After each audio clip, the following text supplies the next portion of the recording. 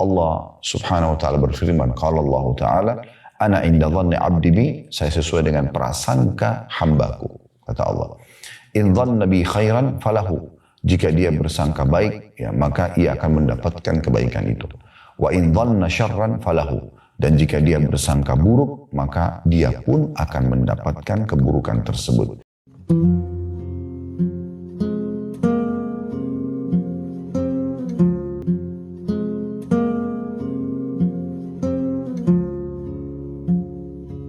Assalamualaikum warahmatullahi wabarakatuh. Alhamdulillah, wassalatu wassalamu ala rasulillah. Segala puji dan puja kehadirat Allah subhanahu wa ta'ala, juga salawat dan taslim kepada Nabi besar Muhammad sallallahu alaihi wa alihi wa sahbihi wasallam. Semoga pada hari ini Allah subhanahu wa ta'ala memanjangkan umur kita di atas ketaatan kepadanya, serta juga Allah subhanahu wa ta'ala menerima seluruh amal-amal saleh yang pernah kita kerjakan, yang sedang kita kerjakan, akan kita kerjakan sampai menjelang ajal datang dengan pahala yang sempurna. Dan semoga saja semua dosa-dosa, sengaja tidak sengaja, besar ataupun kecil yang pernah kita lakukan, dimaafkan oleh Allah subhanahu wa ta'ala. Demikian juga dengan kedua orang tua kita, seluruh kerabat kita, bahkan kita memohon agar seluruh muslimin dan muslimat, mukminin dan mukminat yang hidup dan juga yang sudah meninggal, dimaafkan oleh Allah subhanahu wa ta'ala. Awalnya saya akan berikan dulu kronologisnya teman-teman sekalian. Kita harus tahu pondasi agama kita seluruhnya, ya, pondasi dasar seluruhnya. Kalau tadi kita bicara nanti salah satu substansialnya. Pondasi dasar seluruh agama kita adalah keyakinan. Kalau kita harus yakin kalau Allah subhanahu wa ta'ala memang ada, walaupun Allah tidak nampak dengan mata kita. Karena terlalu banyak realita di depan mata kita yang terbukti kalau Allah memang pencipta. Adanya langit dan segala macam yang ada di sana, dari bintang-bintang, pergantian siang malam, burung yang berterbangan, awan, hujan yang turun di antara awan-awan tersebut, ya. Kemudian juga yang ada di bumi, ya. Misalnya apa saja, ragam tumbuh-tumbuhan, beragam macam buah-buahan, ya. Kemudian daratan, lautan, terus jenis hewan-hewan dengan segala macam jenisnya, dari serangga yang kecil sampai hewan-hewan yang paling besar, di darat misalnya gajah, di lautan misalnya ikan paus, dengan segala macam karakternya, dengan segala macam sistem pencernaan, sistem pembelaan, ya, dininya, kemudian populasinya dan segala macam. Begitu juga dengan manusia misalnya. Kita sendiri dalam diri kita ini Allah mengatakan wa fi anfusikum afala tubsirun, dalam diri kalian sendiri apakah kalian tidak melihatnya. Jadi memang tanda kebesaran Allah subhanahu wa ta'ala, mata kita bisa melihat. Sekarang Anda melihat dan mengikuti acara ini, saya pun bisa melihat ke kamera misalnya, dan saya bisa melihat teman-teman, atau kita melihatlah di sekitar kita, mata kita bisa berpikir, semua tanda kebesaran yang luar biasa. Dari mana mata ini? Gitu kan?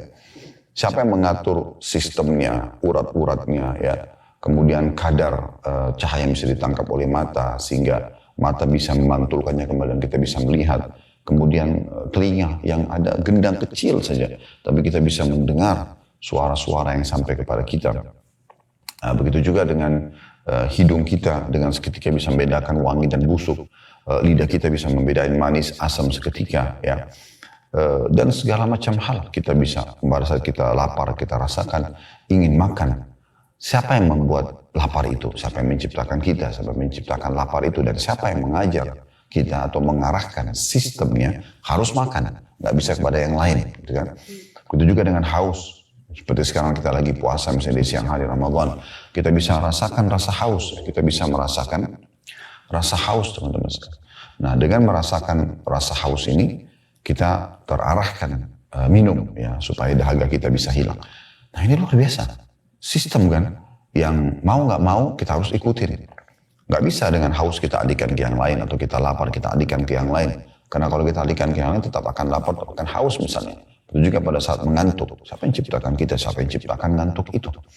Dan kemudian siapa yang mengarahkan kalau ngantuk itu harus tidur? Nggak bisa kita ganti dengan yang lain. Misalnya kita kalau ngantuk kita makan misalnya. Nggak bisa. Atau kalau kita lapar kita tidur. Tetap bangun nanti akan lapar. Dan seterusnya. Fungsi-fungsi sekian banyak organ-organ tubuh kita ini, yang mungkin kalau kita rinci hal satu tuh sudah menjadi kajian ilmiah yang sangat besar dan penelitian yang sudah banyak dilakukan oleh para ilmuwan di bidangnya. maka semua itu teman-teman sekalian menunjukkan memang ada pencipta. Tidak pernah ada yang bisa mengatakan, oh saya menciptakan kuping manusia. Suruh buktikan. Misalnya, atau dia, kalau kupingnya sakit, bisa nggak dia obatin? Atau dia ganti dengan kuping sendiri dengan mencopotnya, dia buat kuping lagi, dia nggak bisa lakukan itu. Berarti menandakan memang wujud ada pencipta. Dan hanya Allah subhanahu wa ta'ala yang memang pantas untuk dijadikan sebagai Tuhan. Dengan mengikuti dan melihat bagaimana utusannya, para nabi-nabi menyampaikan ajaran, dan juga kitab-kitab yang diturunkan dari langit seperti yang kita yakini Al-Quran, semuanya berisikan maslahat dan panduan hidup yang benar. Semua diperintahkan dalam agama Allah, jujur, amanah, tanggung jawab, bakti sama orang tua, berbagi, segala macam itu baik-baik. Dan semua yang dilarang pasti buruk. Dan manusia mengetahui secara fitrah alami itu buruk. Misalnya berbohong, menipu, mengganggu orang, mencuri, membunuh, dan seterusnya. Berarti memang mengerucut ke situ. Dan ini membuat kita yakin kalau memang ada Tuhan Allah subhanahu wa ta'ala. Makin tinggi tingkat level keyakinan kita, maka makin baik tentunya nanti prasangka biak, berprasangka kita kepada Allah subhanahu wa ta'ala. Nah, ini pondasi umumnya. Jadi kita harus memang punya keyakinan teman-teman sekalian. Nah, ulama mengatakan prasangka kepada Allah subhanahu wa ta'ala ini adalah amalan hati. Dan ini memang teman-teman sekalian, amalan hati ini perlu kita fahami baik-baik. Kalau ada amalan badan, ada amalan hati. Amalan hati itu seperti misalnya ikhlas, tawakal, ya, syukur, ya, ini semua amalan-amalan hati ini. Sabar, ya, termasuk diantaranya prasangka, berprasangka baik kepada Allah Subhanahu Wa Taala. Baik, itu kurang lebih kronologisnya. Sekarang kita masuk lebih dalam tentang prasangka ini. Prasangka ini teman-teman sekalian, ya, adalah bagaimana seseorang hamba bersangka baik dengan Tuhannya dalam hal, misal contoh, dia kalau berdoa, dia harus yakin karena Allah yang perintahkan doa, asal dia sudah mengikuti syarat-syarat dan rukun-rukun doa itu, maka dengan sendirinya harus dia yakin diterima. Gak boleh dia ragu. Ya. Nah, ini namanya prasangka baik dengan Allah Subhanahu Wa Taala. Makanya kata Nabi SAW, "Ud'u rabbakum muqinuna bil ijabah, fa inna Allah la yaqbalu du'a min qalbin ghafir." Berdoalah kalian kepada Tuhan kalian dalam kondisi diikuti dengan keyakinan penuh dalam hati dan diterima, karena Allah tidak akan menerima doa dari hati yang lalai. Misal, ya, berarti memang kita nggak boleh teman-teman berdoa. Ini Allah kasih nggak sih? Saya minta jodoh, saya minta pekerjaan, saya minta keturunan. Kebanyakan orang tidak sadar sebenarnya terhalanginya doanya karena dia justru bersangka buruk sama Allah. Belum berdoa sudah mengatakan dalam diri dia, ya, antara dia sama Tuhannya, kayaknya tidak akan dikasih. Kayaknya saya sudah terlanjur mandul. Kayaknya saya sudah terlanjur begini dan begitu. Dia bersangka buruk. Padahal sebenarnya selama tidak bentrok dengan sunnatullah, sistem yang sudah Allah buat. Contoh misalnya, malam dan siang itu sistem Allah sudah buat. Tidak mungkin kita menabrak sistem itu, ya, tanda kutip di sini menabraknya. Maksudnya kita karena tidak suka malam, kita ingin siang aja supaya kita beraktivitas terus, lalu kita mengatakan ya Allah hilangkan malam. Itu nggak mungkin. Itu berarti kita seperti ingin bentrok dengan sunnatullah. Kita tidak suka dengan lawan jenis, lalu kita mengatakan ya Allah hilangkanlah laki-laki atau hilangkanlah perempuan. Itu sunnatullah, nggak mungkin. Atau ya Allah lahirkanlah anakku dalam kondisi anak itu tiba-tiba sudah dewasa. Jangan bayi ya Allah. Keluarkan orang besar dari tubuhku, dewasa sehingga dia langsung bisa bekerja. Itu nggak mungkin. Sistem Allah harus melalui bayi semua manusia, termasuk para nabi-nabi. Kemudian sampai beranjak anak-anak dan dewasa, barulah kemudian dia seperti yang kita harapkan tentunya pada saat kita pandu kepada apa yang kita inginkan, kebaikan atau keburukan. Jadi seperti itulah yang harus kita fahami teman-teman sekalian. Nah, ini amalan hati ini penting sekali, ya. Sebagaimana juga teman-teman sekalian kita harus memahami poin penting dalam masalah ini. Bersangka baik dengan Allah Subhanahu Wa Taala kalau kita sudah buat dosa, ya.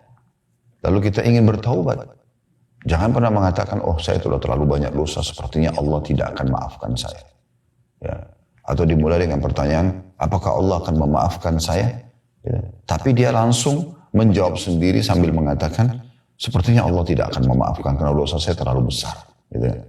Kalau dia mengatakan, apakah Allah akan memaafkan saya tulus dari hatinya, ingin mendengar panduan dari seorang alim misalnya atau seorang ulama, mendengar jawaban dan dia tidak menyimpulkan sendiri, tidak ada masalah. Tapi kalau dia sudah simpulkan sendiri, Ya mungkin Anda pernah dengar ada orang bilang, saya sudah banyak buat dosa. Lalu dikatakan tobatlah. Dia mengatakan, masa sih saya akan dimaafkan? Orang dosa saya banyak sekali. Nah, contoh misalnya. Ya. Maka itu hal yang harus kita pahami baik-baik. Ya.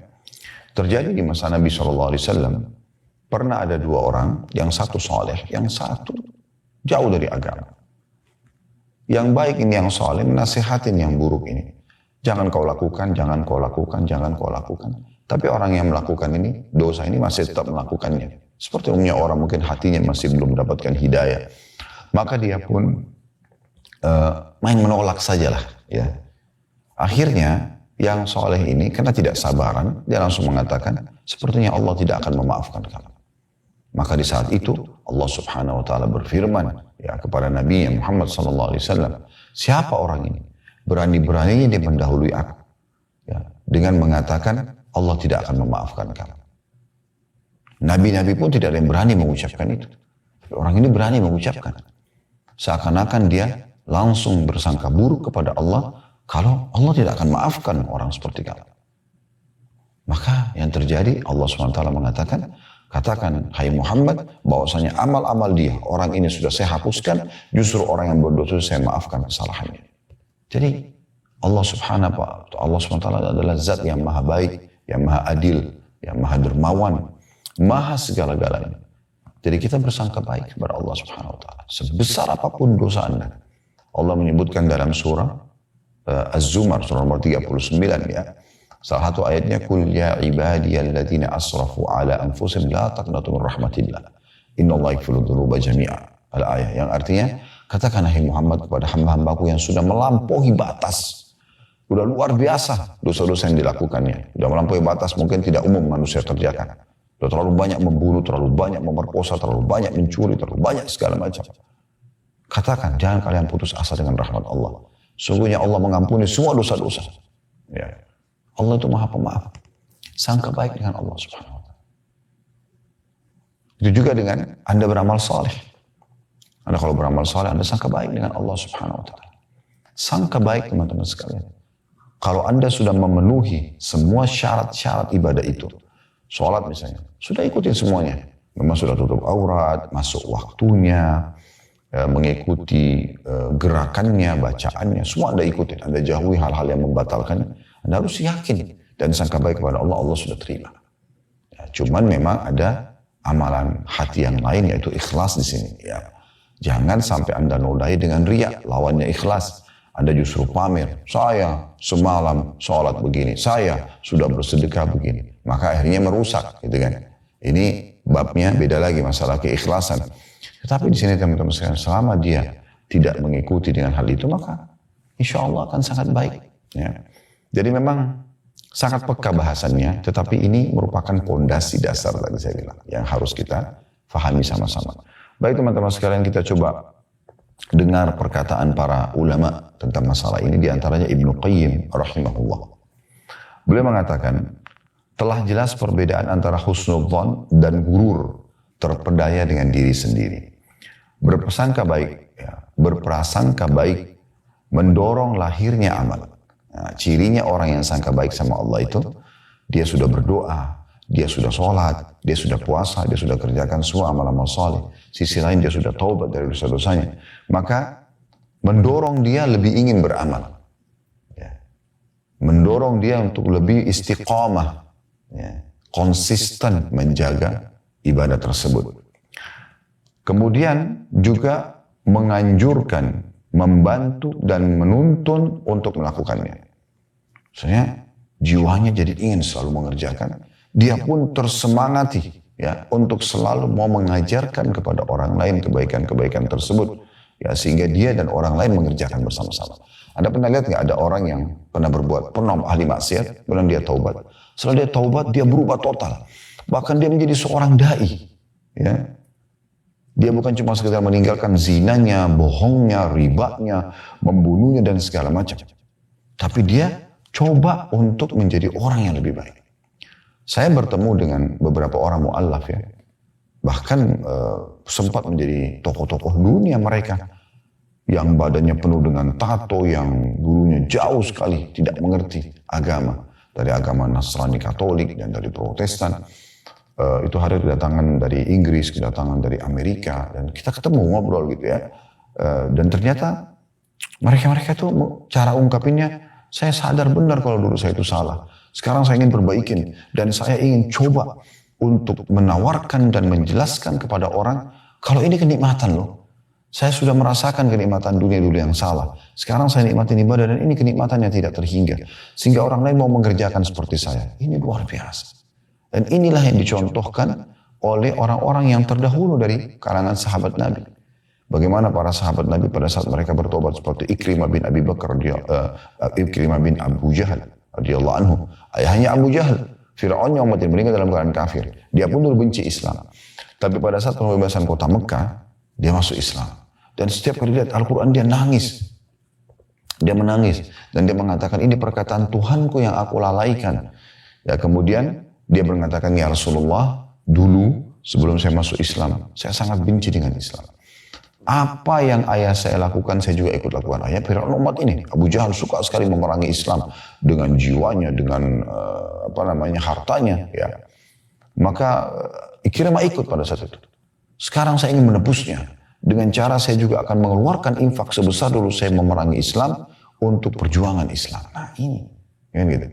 Jadi mendorong dia justru untuk beramal. Itu prasangka yang baik kepada Allah Subhanahu wa Ta'ala. Ini terjadi pada banyak sahabat-sahabat Nabi yang lain. Para tabi'in, para tabi'in, bahkan sampai menjelang hari kiamat nanti. Orang-orang yang betul-betul hatinya diilhamkan Allah SWT prasangka baik, dia akan lakukan itu. Jadi mendorong dia untuk beramal. Kemudian kata beliau, inilah sikap yang benar. Tapi kalau mengajak kepada pengangguran dan bergelimang dalam kemaksiatan, maka ini adalah gurur atau terperdaya dengan diri sendiri. Jadi, sudahlah, Allah kan maha pengampun. Udah saya nggak usah taubat, nanti Allah maafkan kok. Nah ini terpedaya dengan dirinya. Ini bukan bersangka baik sama Allah. Dia tidak mau beramal. Dia tidak mau bertobat. Udahlah, saya nanti aja deh sholatnya. Toh saya masih muda, umur saya masih panjang. Misal. Ini terpedaya dengan dirinya sendiri. Dia selalu berpikir Allah itu Ghafurur Rahim. Allah maha pengampun dan maha penyayang. Tapi dia lupa juga Allah itu sisi lain syadidul iqab. Berat sekali siksaannya. Kan begitu. Jadi harusnya tidak seperti itu orang memahaminya. Jadi dia tidak, kalau orang yang terpedaya dengan diri itu selalu, dia mau sangka baik tapi tidak ada amal yang dihasilkan dari diri dia. Tidak ada upaya untuk mengerjakan amal soleh, tidak ada upaya untuk meminta maaf dari kesalahan. Kan? Lalu kata beliau, berprasangka baik itu adalah harapan. Barang siapa yang pengharapannya membawa kepada ketaatan dan meninggalkan kemaksiatan, maka itu adalah pengharapan yang benar. Dan barang siapa yang keengganannya atau keengganannya ya, beramal dianggap sebagai sikap berharap, dan sikap berharap berarti enggan beramal atau meremehkannya, maka itu termasuk terpedaya. Nah, jadi ada perbedaan dasar situ. Kalau dari sini kita bisa ambil kesimpulan kalau berarti bersangka baik dengan Allah itu adalah kita sudah taubat, ya semoga Allah maafkan. Kemudian kita amal saleh, semoga Allah terima. Nah, gitu ya. Lalu terus kemudian mendorong kita selalu ingin konsisten menjaga amal saleh itu, konsisten untuk menjaga taubat kita. Syekh Shalih Al-Fauzan hafidhahullah berkata, prasangka yang baik kepada Allah seharusnya disertai dengan meninggalkan kemaksiatan. Tinggalkan dosanya. Jangan justru, sudahlah Allah maha pengampun, gak apa-apa deh. Salah, bentrok dengan persangka baiknya. Gitu kan. Sangka baik itu harusnya membuat orang jadi, Allah maha baik kok. Harusnya saya juga berbuat baik dong. Allah maha baik kok. Masih bisa memberikan saya kesempatan tobat, maka saya menjaga tobat ini. Nah itu yang benar. Lalu kata beliau, saya ulangi kata Syekh Shalih Fauzan rahimahullah, beliau seorang ulama di Saudi dunia, prasangka yang baik kepada Allah seharusnya disertai dengan meninggalkan kemaksiatan. Kalau tidak, maka itu termasuk sikap merasa aman dari azab Allah. Ini dosa besar yang lain lagi. Ya. Dia merasa Allah tidak akan hukum dia. Ini bahaya. Dia malah menganggap remeh siksaan Allah yang Allah sudah ancamkan di jenis dosa yang dia lakukan. Ya. Terlebih lagi kalau orang sampai melampaui batas dengan cara berbangga dengan dosa-dosanya. Dia menceritakan sama teman-temannya dosa yang dia lakukan. Subhanallah. Ini yang kata Nabi SAW dalam sebuah hadis, ada seorang hamba yang Allah Subhanahu Wa Taala sudah tutupi perbuatan dosanya semalaman, lalu kemudian dia sebarkan pelanggarannya itu. Ini termasuk mujaharah bil maksiyah, memamerkan kemaksiatan. Ini lebih cepat siksaan Allah datang kepada mereka. Seharusnya kalau Allah tutupin aib Anda, kesalahan Anda, maka Anda bersyukur kepada Allah Subhanahu Wa Taala justru dengan menutupinya, bertobat dan menutupinya, tidak menceritakan pada orang lain. Lalu kata Syekh Shalih Fauzan lanjutannya, prasangka baik kepada Allah harus disertai dengan melakukan sebab datangnya kebaikan dan sebab meninggalkan kejelekan. Itulah pengharapan yang terpuji. Jadi maksudnya, ya dia coba lebih dalami lagi ilmunya supaya dia lebih semangat mengerjakan amal saleh tersebut. Dia coba berkumpul dengan komunitas yang baik sehingga hanya memotivasi dia untuk mengerjakan amal saleh tersebut, dan dia coba bertobat dari dosanya dan dia meninggalkan segala fasilitas yang bisa membuat dia mengulangi dosa tersebut. Sedangkan prasangka baik kepada Allah, selanjutnya kata beliau, sedangkan prasangka baik kepada Allah dengan meninggalkan kewajiban dan melakukan yang diharamkan, maka itu adalah pengharapan yang tercelah. Itu termasuk sifat merasa aman dari makar Allah. Nah, jadi sudah kita bisa lihat di sini bagaimana para ulama kita sudah menjelaskan, Ibnu Qayyim rahimahullah dan Syekh Shalih Fauzan, kita jangan menyalahfahami tentang masalah prasangka baik ini, ya, sehingga akhirnya tidak mendorong kita beramal. Dan itu berarti orang gurur saja, orang hanya terpedaya dengan dirinya sendiri, ya. Kemudian kita coba lebih dalam ya membahas tentang masalah ini, dan saya coba bacakan dulu apa yang dikatakan oleh penulis ya di halaman 13. Sangka baik kepada Allah Azza wa Jalla ialah Anda merasa bahwa Allah akan melapangkan kesusahan Anda. Sangka baik. Karena kita terlilit utang, kita lagi butuh keselamatan dan keamanan, kita lagi apa saja. Kita selalu sangka baik kalau Allah akan melapangkan kesusahan itu. Makin kuat keyakinan Anda, Allah akan tolong Anda, ya, maka makin mudah pertolongan itu datang. Kemudian menghilangkan duka hati Anda, kata penulis. Ya, selama kita sedih segala macam, dan kita kembali kepada Allah, kita harus yakin Allah akan hilangkan duka itu. Selagi hamba bersangka baik kepada Rabbnya, maka Allah Azza wa Jalla membukakan berbagai keberkahan untuknya dari arah yang tidak disangkanya. Ya. Karena itu, wahai hamba Allah Azza wa Jalla, hendaklah Anda bersangka baik kepada Rabb Anda, ya, niscaya Anda akan melihat dari Allah sesuatu yang menggembirakan Anda. Seperti sederhana sekali teori ini ya, tapi siapa yang menerapkannya? Dan syaitan masuk di situ untuk membuat kita selalu sangka buruk dengan Allah Subhanahu Wa Taala. Tapi ingat tadi poin penting ya di awal tadi kita itu sebelum apa yang kami jelaskan sekarang yang sudah kami sampaikan, jangan gurur. Kita harusnya sangka baik sama Allah itu yang mendatangkan dorongan yang kuat untuk beramal saleh, dorongan yang kuat untuk meninggalkan dosa.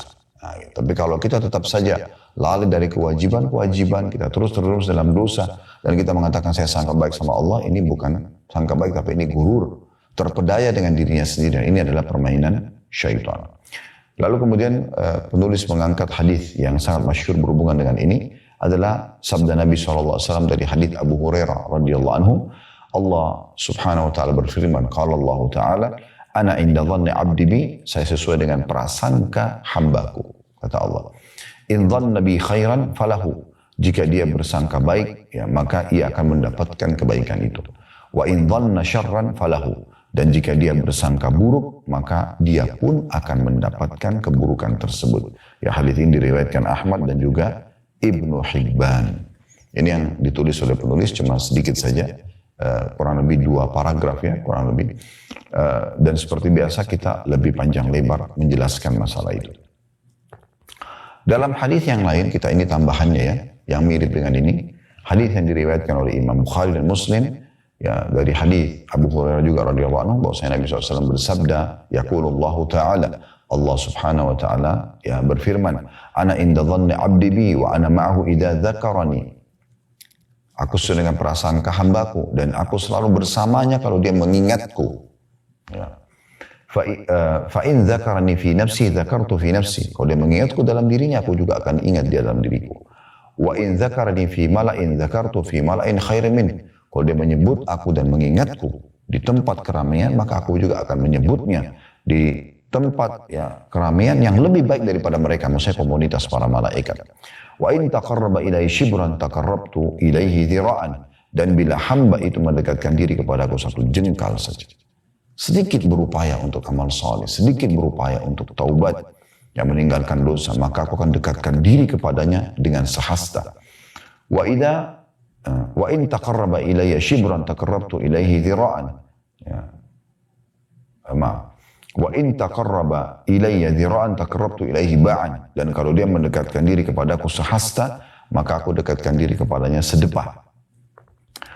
Wa in atani yamshi ataitu harwalah. Kalau dia datang kepadaku sambil berjalan, aku akan datang kepadanya sambil berlari kecil. Artinya Allah Subhanahu wa taala memang menyukai hamba-hambanya yang ingin mendekatkan diri kepadanya.